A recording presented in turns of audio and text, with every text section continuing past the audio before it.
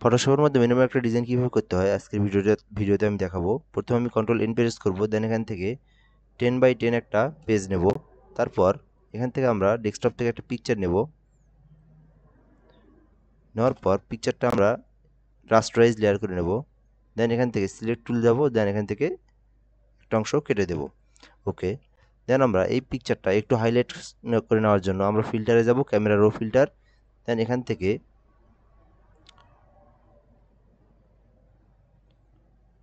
একটু কন্ট্রাস্টগুলো বাড়ায় নেব।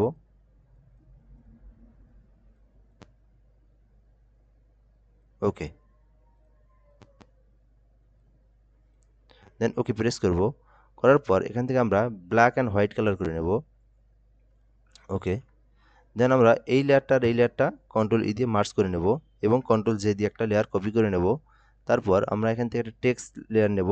দেন এখান থেকে আমরা যে টেক্সটটা আমরা দেবো সেই টেক্সটটা আমরা এখান থেকে টাইপ করব। ওকে, দেন আমরা এই টেক্সটটা একটু বড় করে নেব। নেওয়ার পর এটা ঘুরাই দেব। ওকে, ঘুরিয়ে দেওয়ার পর এটা আমরা যে জায়গাটাতে আমরা বসাবো সেটা সুন্দর করে এখান থেকে টেক্সটটা সেটআপ ঠিক করে নেব।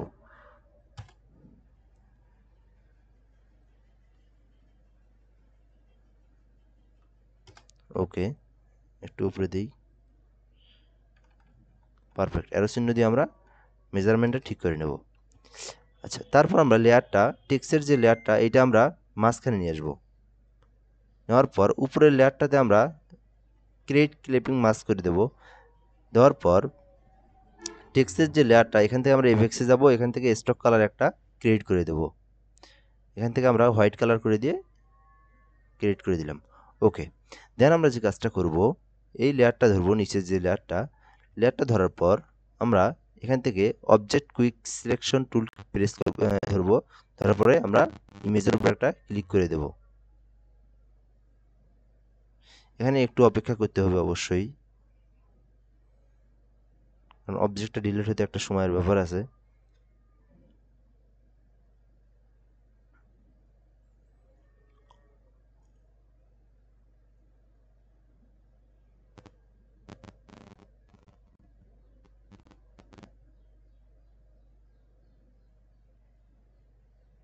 ওকে, আচ্ছা, অবজেক্টটা সিলেকশন হওয়ার পর আমরা এখানে প্রেস করে দেন এখান থেকে একটা মাস্ক অ্যাড করে নেব। দেখেন আমি কিন্তু একটা সুন্দরভাবে মাস্ক অ্যাড করে নিছি। নেওয়ার পর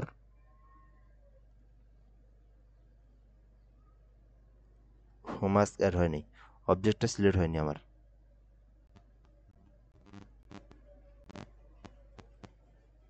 ওকে, দেন আমরা এখান থেকে এই যে টেক্সটের ফন্টটা আছে এখান থেকে আমরা ডান পাশে ক্লিক করে সিলেক্ট পিক্সেল করে নেব।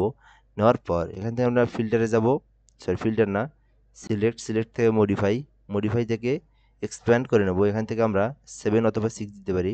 দেন ওকে, দেওয়ার পর আমরা আবার এখানে আসবো। এখান থেকে আমরা এখানে আসবো, দেন এখান থেকে আমরা ব্রাশ টুল নিয়ে আমরা একটু মেজারমেন্টটা সুন্দরভাবে ঠিক করে দেবো। ওকে, দেন আমরা যে কাজটা করতে পারি এখান থেকে আবার পেন টুল নিতে পারি। পেন টুল নিয়ে আমরা এই যে অংশটুকু কেটে দেবো সেই অংশটুকু এভাবে কেটে দিতে পারি। মেক সিলেকশন, দেন ডিলিট প্রেস করব। ওকে,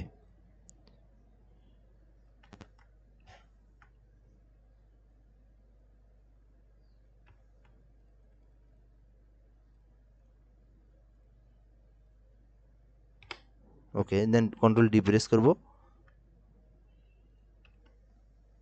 ওকে, এবার ঠিক আছে। আচ্ছা, এখন এই ডিজাইনটা করে নেওয়ার পর এখান থেকে আমরা একটু এই জায়গাটা ব্লার করে দেব।